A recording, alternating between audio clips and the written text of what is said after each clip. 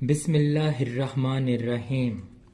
السلام علیکم جماعت خشتم، امید ہے کہ آپ اپنے قیمتی وقت کو کارآمد بنانے کے لیے میرے لیکچرز باقاعدگی سے لے رہے ہوں گے۔ پچھلے لیکچر میں ہم نے دریا کی کہانی نظم کی تشریح اور ضرب الامثال کیے۔ آج ہم دریا کی کہانی نظم کی مشق، واحد جمع اور کہانی نمبر 3 جس کا کام اس کو ساجے پڑھیں گے۔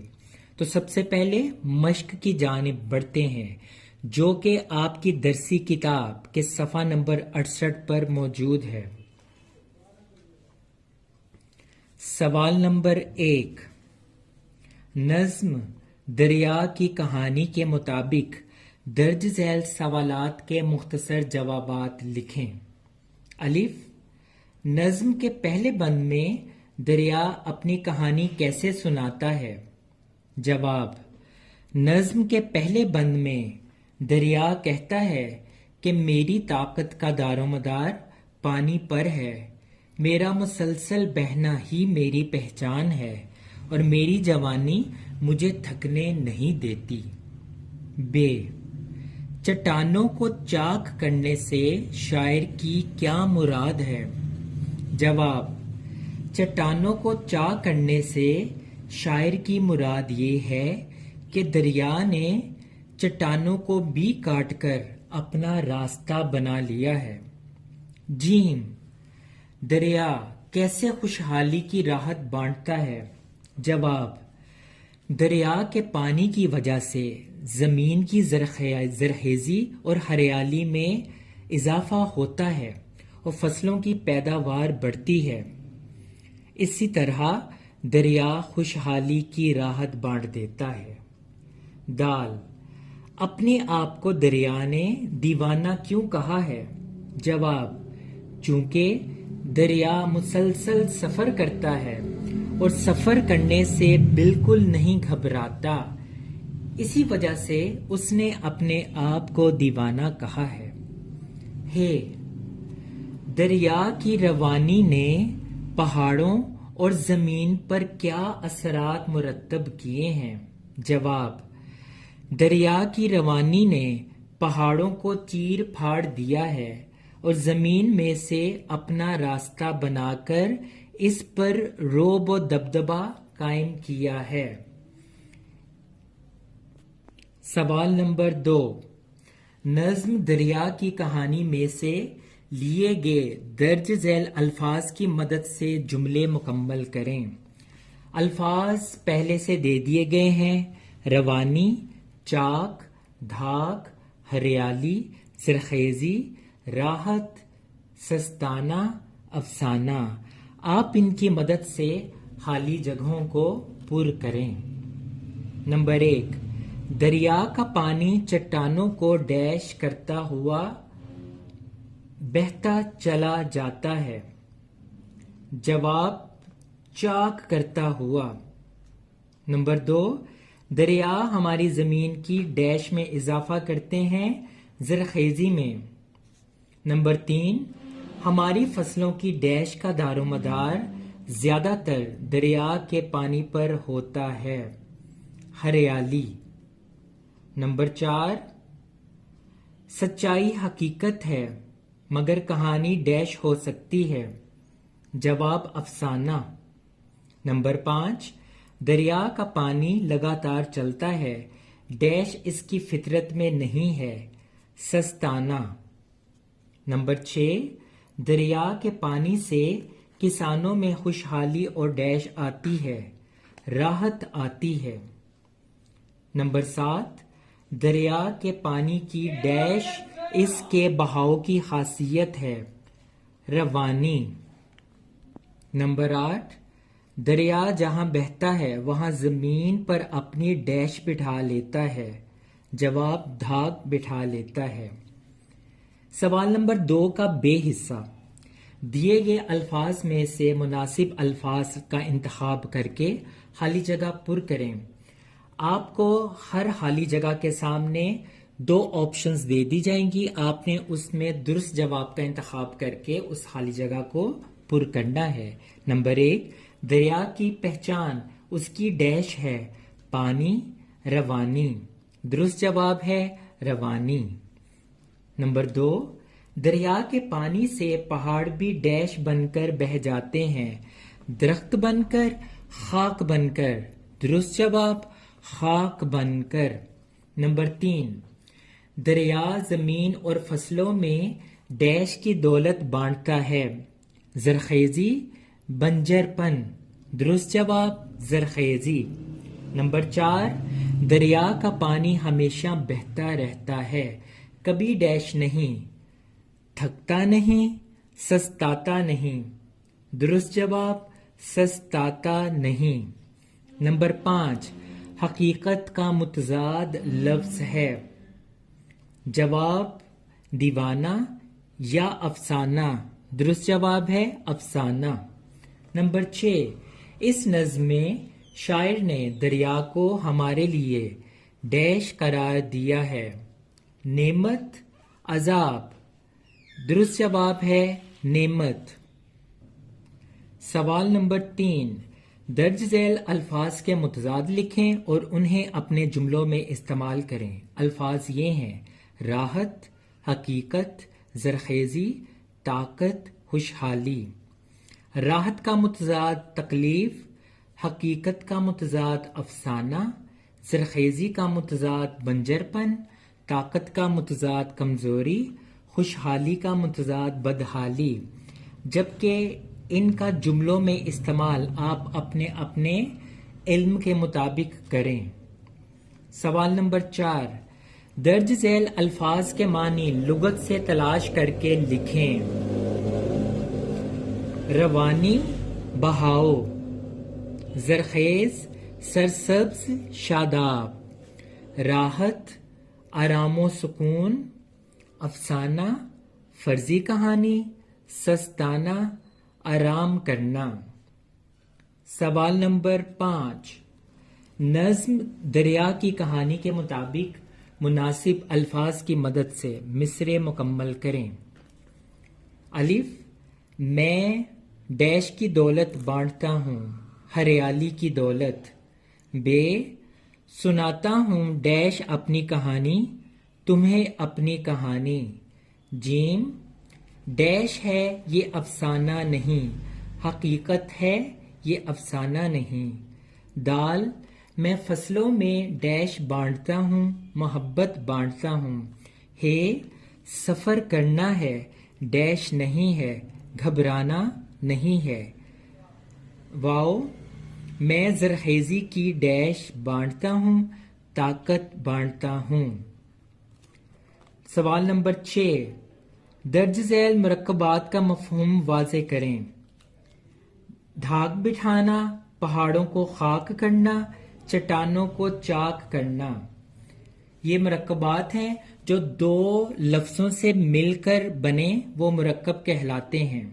ڈھاک بٹھانا یعنی ڈھاک بھی ایک لفظ بٹھانا بھی ایک لفظ دونوں کو ملایا تو یہ ایک مرکب بن گیا. تو پہلے ڈھاک بٹھانا کا مفہوم ہوگا روب جمانا پہاڑوں کو خاک کرنا پہاڑوں کو مٹی کر دینا. چٹانوں کو چاک کرنا پہاڑوں کی چٹانوں میں سوراخ کرنا یا چیڑ پھاڑ دینا. سوال نمبر 7 اس نظم کا مرکزی خیال تحریر کریں. طلبہ اس کو خود سے تحریر کریں گے. سوال نمبر 8 سطر الف کو سطر بے سے ملائیں یعنی الف میں دیے گئے الفاظ ہم آواز الفاظ سطر بے میں تحریر کریں.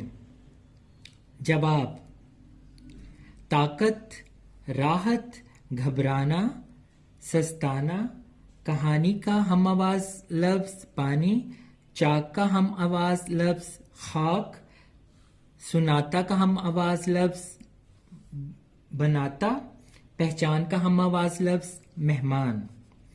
آخری سوال نمبر 9 درج ذیل الفاظ کی جمع لکھیں.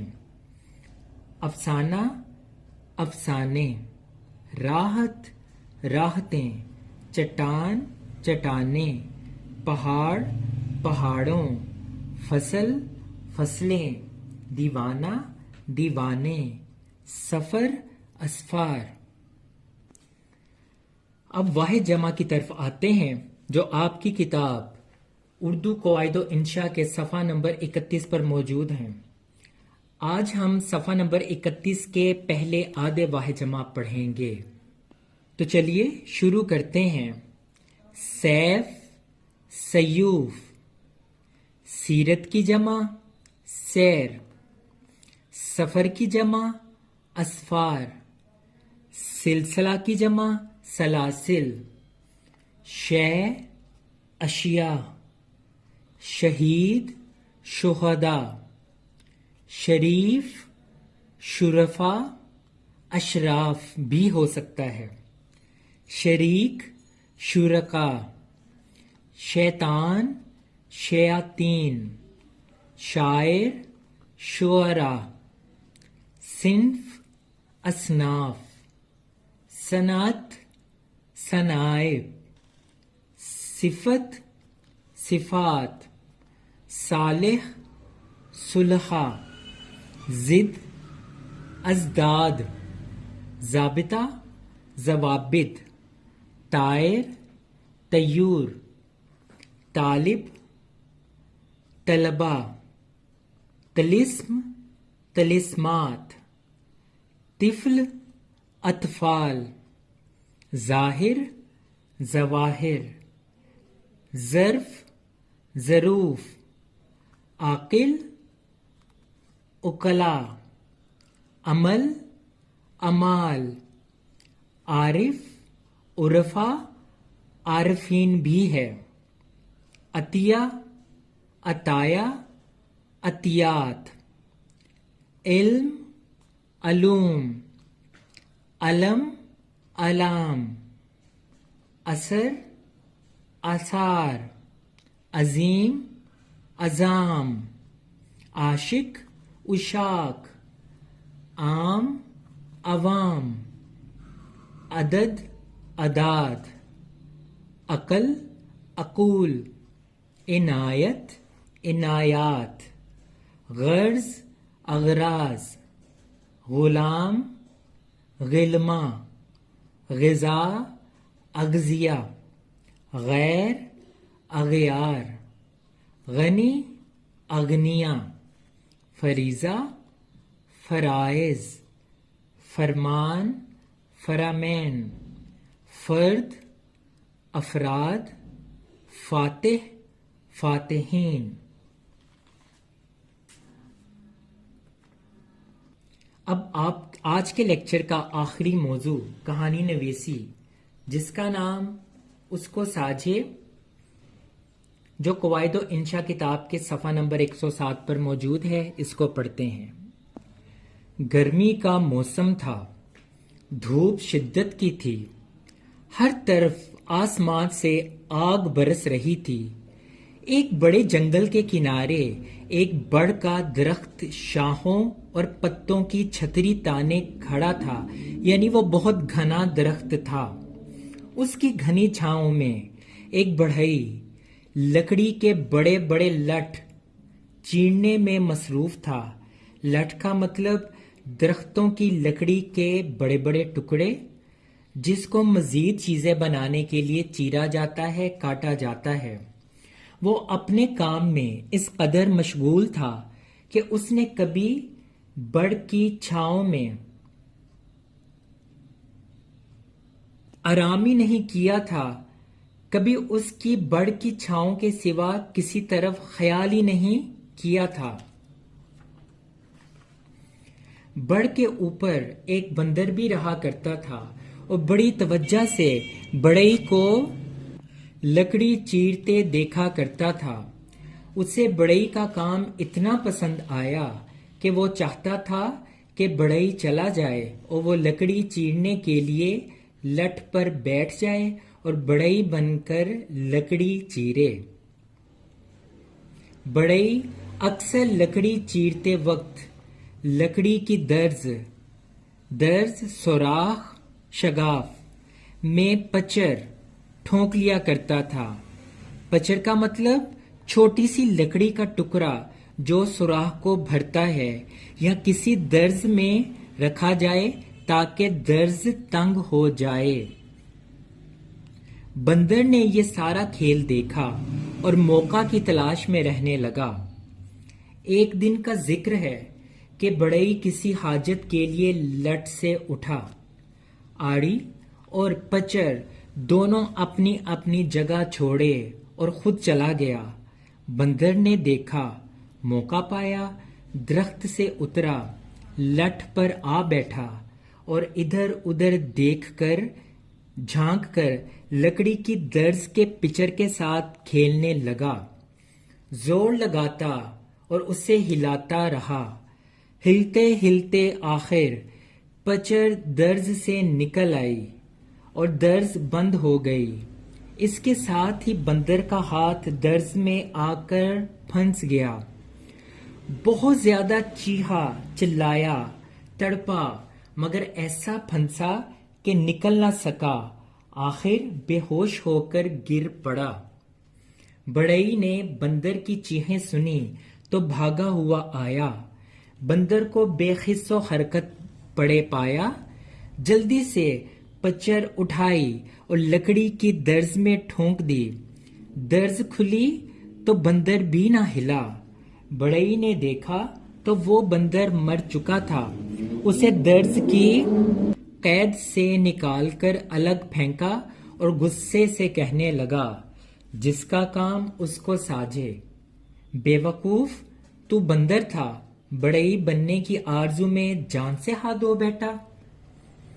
اخلاقی سبق: پہلا، جس طرح نام سے ظاہر ہے، جس کا کام اس کو ساجھے۔ نمبر 2، جس کام سے متعلق سوجھ بوجھ نہ ہو اس میں الجھنا نہیں چاہیے۔ یہ تھا ہمارا آج کا لیکچر۔ میں امید کرتا ہوں کہ آپ نے بڑے غور سے سنا ہوگا اور سمجھا ہوگا۔ انشاءاللہ نئے لیکچر کے ساتھ آپ کی خدمت میں حاضر ہوں گا۔ تب تک اللہ حافظ، اللہ نگہبان۔